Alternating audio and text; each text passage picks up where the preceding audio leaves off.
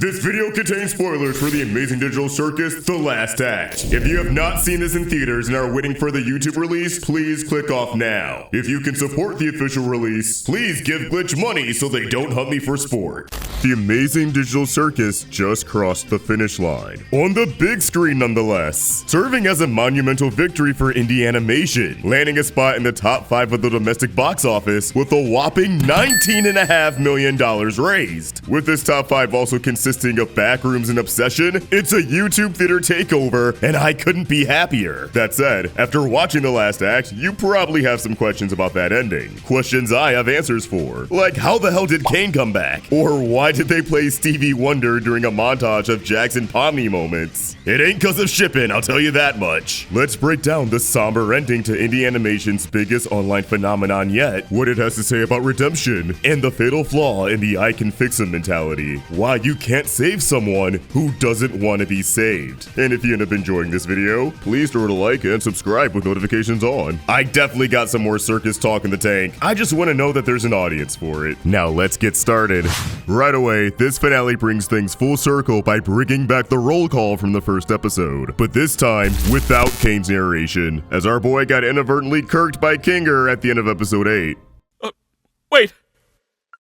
Kinger says he doesn't know what happened to Caine, but the computer got engulfed before he could save him, hinting at Caine's true fate. Jax takes Caine's deletion surprisingly hard, probably because Caine was distracting him from the horrors. Jax also questions why Kinger gets to mess up, but everyone takes his side when it felt like everyone was against him for trying to trap them there in the circus, which is less of a feel bad for Jax moment and more of a precursor to one of the things we learn inside his head, which is that he's always been afraid of everyone judging him and turning against him. I think someone needed to show Jax the definition of self-fulfilling prophecy. Kinger reveals he saw a folder full of brain scans in the computer, confirming the most popular theory that's been around since day one, that the CNA headset everyone put on was a brain scanner. That Caine eventually got these brain scans or mind files working and transformed them into the members of the circus. No one outright says that they're AI or copies of their human counterparts in this scene, which a lot of people found jarring. Personally, I think it was written like this in response to the fact that so many people cracked the code right after the pilot dropped. So instead of making it this grandiose revelation, they opted for a route where everyone swallows this bitter pill without much theatrics, as they always had a hunch that was the case. They just didn't want to accept it. But I think they could have given Kinger's explanation some more sauce. Give us some cool visuals, like in the fake Abel's backstory. Granted, they show us the moment Caine figured out how to turn mind files into characters later in the finale, so I guess it was either go for a quiet, read between the lines moment, or loud meltdown where they lament being copies. You can make an argument for why the latter would have worked more, especially because not everyone was tapped into the theory crafting, so casual viewers might not make the inference, but I'm fine with what we got. In general, this finale handles a lot of the most anticipated moments of the series in a somber, matter-of-fact way, instead of a super dramatic execution,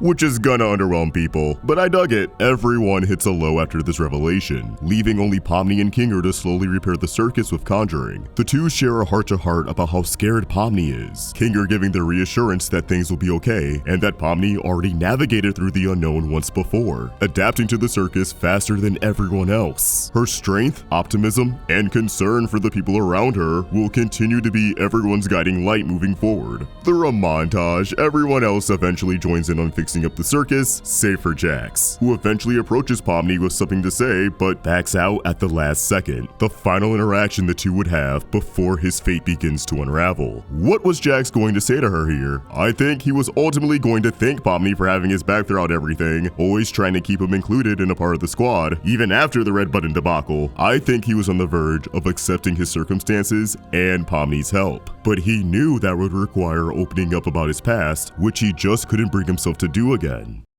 Through a voiceover, Pomni says she wishes she cried more, forgetting how hard one's mental health can get, especially in a place like the circus. And we cut to Jax, abstracted and rampaging through the circus. A lot of people are upset that Jax abstracted off screen, but to me, this works. Even if I love my dark, creepy transformation sequences, it's definitely anticlimactic, given that we've had not one, not 2, but 3 instances where Jax almost abstracted since episode 6, including him beginning the process when alone in his room. But that's just the thing. The closest he got to abstracting was when he was alone, which was the case with Kaufmo and Ribbit and presumably everyone who's ever abstracted. Given Pomni's words, abstraction is definitely an allegory for suicide. It's something I wasn't completely sold on at the start, but after this episode, it's impossible to deny. Now, apologies for getting morbid, but in real life, it's rare that you're gonna have someone blow their shit smooth off in public, in front of everyone to see. More often than not, that tragedy is going to happen in private, behind everyone's backs, when they least expect it. So to spring the big abstraction on both the characters and the audience early on in the finale, where it makes complete sense that Jax would have nothing to hold on to, while no one expects him to do anything drastic just yet, works for me. It's not perfect, but I'm not docking off points because of it. Everyone feels some type of way over Jax. They're experiencing very complex emotions, because he wasn't always an asshole, and they spent a lot of time around him. But he's definitely been a menace who puts everyone down, and being free from that abuse is good. So they're just left with weird feelings. It's not like anyone's happy, there's definitely a sad vibe. But for someone like Gangle, it's more of a numbness. She even questions why she can't cry for him, even though we know the answer. She only knew the version of Jax who was a dickhead. Ragatha has survivor's guilt, feeling as though it should have been her who abstracted, mentioning that she used to be friends with Jax until Ribbit abstracted, a name Jax made her swear to never bring up again. Do you have any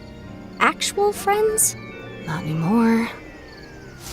Pomni gives Ragatha the reassurance that she's a good friend and is in fact Pomni's closest friend. In spite of everything that's happened, I could see why this declaration and their big hug doesn't feel completely earned, but I think the lack of seeing a heart-to-heart between these two leading up to this point was so that we could finally have this moment without it feeling like it was retreading old ground. But I do get how that undercuts the cathartic nature of the scene. Pomni's not done with Jax yet though, using herself as a bait to lure Jax into total darkness, calming him down and allowing Pomni to enter his corrupted mindscape by giving him a big ol' hug. So what was Pomni's actual plan here? I think she was putting everything on the line to try and cure abstraction, hoping that Jax could revert back to normal if she gave him the proper encouragement from the inside. But otherwise, I think she was just trying to subdue him. Inside Jax's mind, Pomni finds herself in a hallway full of fake Jax doors, with a scribbly, crude version of his door portrait, each containing a different mask for Jax, an attempt to keep his walls up and push Pomni away from venturing in further. Each door portrays a disturbing scenario where someone else abstracted and how Jax would push everyone away in response, each revealing Jax's fear of how people perceive him. There's also a door bolted shut that Pomni's never able to access, which is definitely the big secret that Jax shared with his mom that Ribbit also seemed to piece together, Jax's true identity. This accumulates in Pomni finding the 3 masks playing cards in a break room, along with an additional Jax who's kinder to the rest, playing piano, but he's also pushed around by his brethren. This Jax feels like the embodiment of at least some of the insecurities he pushes deep down. Pomni confronts these masks on Jax's true feelings and whereabouts, scolding his knack for playing things up to extremes and refusing to face reality, something that Jax rejects, especially because his current reality is the fact that he's effectively dead. Pomni continues to push through the facade, leaving only his repressed self, who gives Pomni the key to find the real Jax, giving Pomni and us a deep dive into Jax's backstory.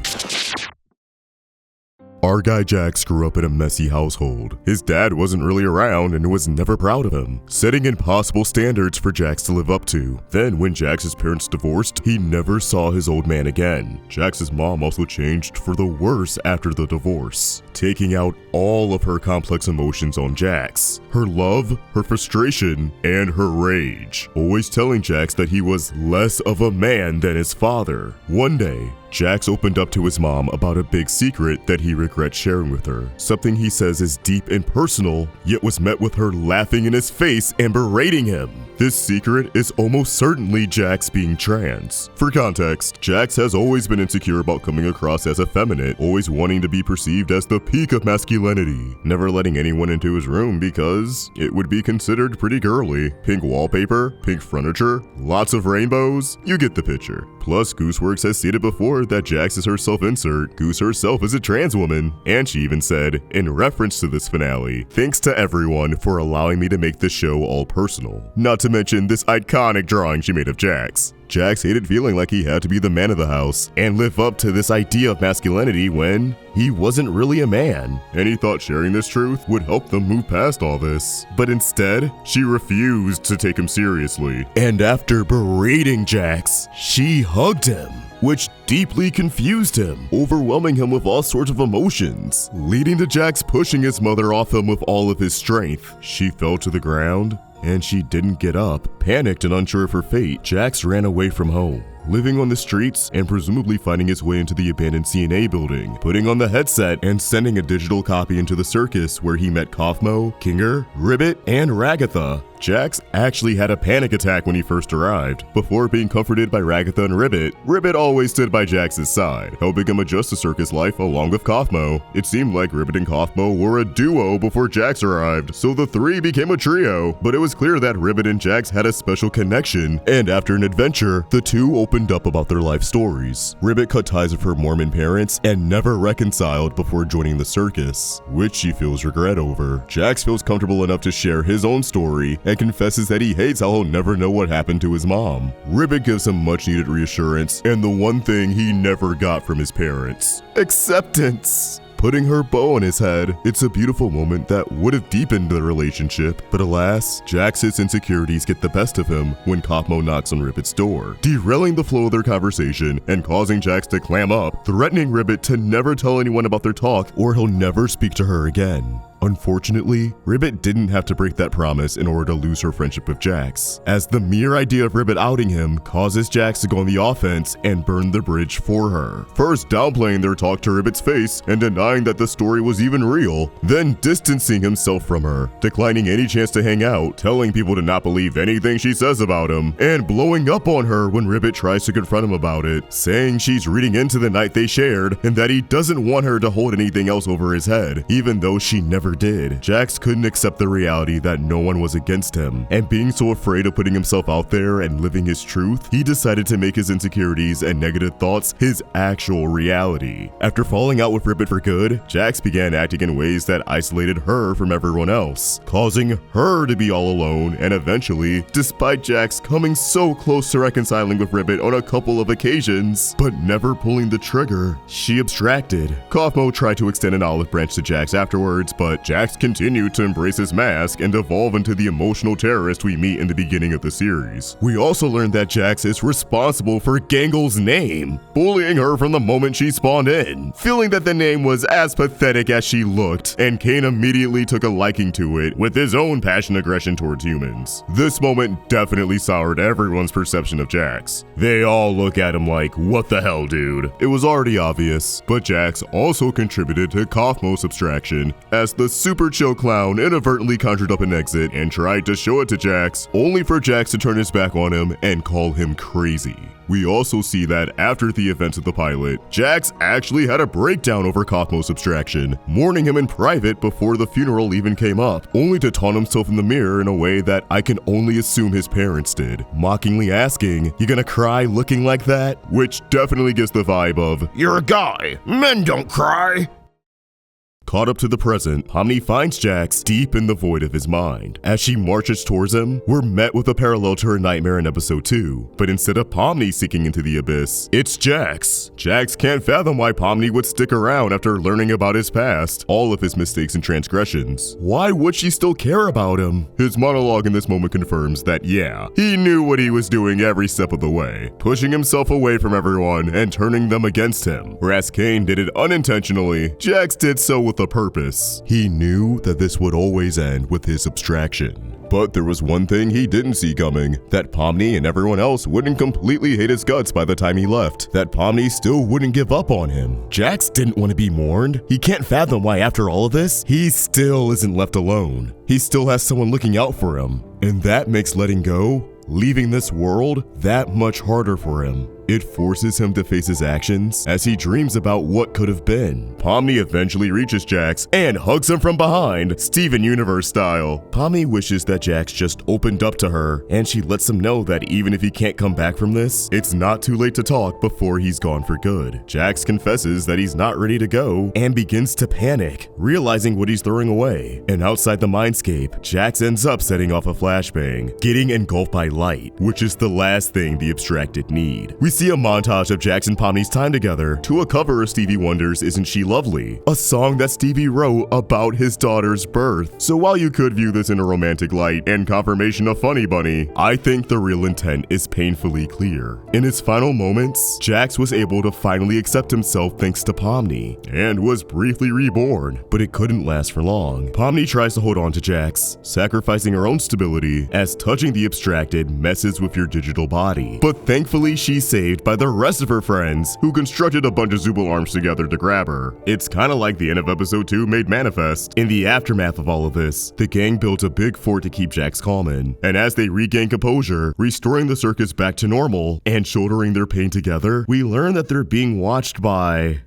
Caine? What's going on? How did Caine survive? This is something people still seem really confused on, so let me explain. Back in the pilot, Caine didn't know exactly what was out in the void, or what it even was. And evidently, this is where he ended up after being deleted by Kinger. The void appears to be the computer itself outside of the circus program, an amalgamation of the recycling bin and desktop for this virtual world. It's not only connected to the circus, but other aspects of the computer like its internet connection. This scene in the void pretty much sees Caine accepting that he went too far. He felt abandoned by CNA back in the day and took that frustration out on the humans, forcing them to never leave, only to push them away again. Free will is what makes humans unique, and he should have never tried to deny them with their autonomy because of his own baggage. I know it may not seem satisfying that his redemption didn't involve direct communication with the other members, especially Kinger, who helped create him, but I get what Goose was trying to say. Other people can't fix you. Only you can fix yourself. That's why Jax abstracted, while Caine was able to come back. This scene also cuts back and forth between Caine establishing an internet connection with the cafe near the CNA building, and the first time he was able to access the brain scans, creating characters out of mind files. A lot of people seemed confused and thought this flashback was happening in real time, and that they were just getting real artsy with it, but anytime they cut to Caine as a faceless red figure, that's a flashback. Him creating Scratch was in the past. I saw a lot of confusion over if Caine recreated Scratch, and if that meant Scratch was just walking around off screen, but nope, they were just showing Caine's first miraculous breakthrough as he reached a new emotional one, as embracing the internet allows everyone to branch out beyond the circus. Their knowledge isn't confined to what Caine allows them to know. Caine gathers up-to-date information on everyone who got scanned into the circus, and also expels the second AI, Abel, from his body, setting him free into the void. You may notice that Bubble never returns, even though Caine does, so it definitely seems like Bubble was a blend of Caine's insecurities and the digital, resentful ghost of Abel. So yeah, the second AI is out there, and it definitely feels like they left it open-ended in case we ever get future installments. Never say never. As Caine returns to the circus, the moon tells him that she loves him, which surprises Caine as he didn't program her to say that, proving to Caine that it is possible for people to genuinely grow to love him for who he is. He just can't force that onto them. It has to be an organic relationship. Caine makes his presence known to the gang, pleads for a second chance, and shows them how their counterparts on Earth are doing. Abigail Brooks, aka Pomni, is still an accountant who explores abandoned buildings for a YouTube channel, but she's opened up more and made plenty of new friends, just like Pomni. It sounds like she doesn't make videos as much, presumably because she's so busy having a good time with her buds. Susie J. Ackerman, aka Ragatha, managed to cut off her abusive mom, moved out of her hometown, formed strong, authentic friendships, and is thriving in the real estate game. Damn, Ragatha making some dough, eh? She really is someone's dream woman. Zoe Ragabon, aka Gangle, has recovered nicely after getting hit by a freaking truck, has escaped fast food hell as she now works at a design firm, implying she gained the courage to share her art with the world, which is backed up by the fact that she's begun to post a webcomic online. Riley Versailles, aka Zooble, has opened up a successful LGBT bar that has fostered a tight-knit community. Grant Best, aka Kinger, is still working in tech, married to Queenie or Destiny, raising a family together with 2 daughters they love dearly. Leroy Mateo, aka Jax, managed to room with one one of his friends after being homeless for a few months, working a stable job as a mailman. Leroy still seems to be in the closet as, although he frequents Riley's bar, he covers his face in every photo, showing he still isn't completely secure of himself, but he's working on it, and he's letting people in, thank God. He's learned to not push people away. Caine reveals that he's not as powerful without Abel, but he still wants to make the circus a better place for everyone, keeping all the worlds from their adventures open and accessible, meaning the gang can now mingle with all the NPCs without the worry of them getting horrifically zapped before their eyes. Pomni and Gummy Goo believers, you might have come out on top in the end. Knowing that their real life counterparts are living their best lives, everyone's able to accept who they are in the circus. Separate identities, living separate lives. Heading into the future stronger than ever and united together, the gang makes a mural commemorating the abstracted, grow closer with Caine, playing games, sharing art, and just giving him the human experience that he yearned for. A dark aquarium is built for the abstracted, providing a way for them to remain calm without being out of reach from their friends. Zooble opens up her own digital bar, implying everyone will pursue their own dream job within the circus. And finally, things come full circle as everyone gathers for dinner, Pomni no longer being filled with existential dread, but peace of mind, bringing the story of the amazing Digital Circus to a close. Also, Gangle and Zooble definitely banging the credits. Happy Pride Month! We also have a post-credit scene that shows everyone in the real world waiting at the bus stop, hilariously unaware of the bonds they share in the digital world. It's a cute note to end on. Once the finale drops on YouTube, I'll drop a bigger version of this breakdown, properly digging into more details and nuances sprinkled throughout this finale, including the end credits montage. But for now, what did you think about the ending? Loved it? Hated it? Fell somewhere in the middle? Let us know in the comments down below, and keep the conversation going by giving me a follow over on Twitter and Instagram at AllTrickFox and at RoundtableVids. Shout out to Jackie Bones for the incredible thumbnail, give them a follow on social media, and if you enjoyed this video, then please throw it a like and subscribe to the Roundtable with notifications on so you never miss a video. Thank you so much for watching, and I hope you have an amazing day. Peace! What we do here is go back. Need something to throw on while you draw, study, or sleep? Roundtable Rewind's got you covered. So why not take a stroll down memory lane and subscribe? No one can tell me what to do. See you there. Craving something new in the indie scene? Well, if you're all gonna be such critics, why don't you suggest a better one? It's great to have so many serialized comedy dramas, but what if we just went all in on the laughs and feel good vibes? Move on up out of my way. I have something gotta do today. Got no time for all your games. But I like the way you like to play. You sure you're having a moment to pay some mind to someone who could spend some time with you one day. Right now, my homie Toonrific Tariq is funding the pilot for his adult animated romance comedy, Hey. It's shaping up to be one of the most unique shows in the indie scene. That's what everybody wants, a straight couple. You can be a part of animation history by heading to the Kickstarter and becoming a backer by June 10th, 2026. The Kickstarter page also gives you the 411 on the show, the characters, the crew, and more. Check it out by clicking the link in the description. I want to create a show that the culture is proud to call its own. I want to create Hey, and I want you to help. Adults love it.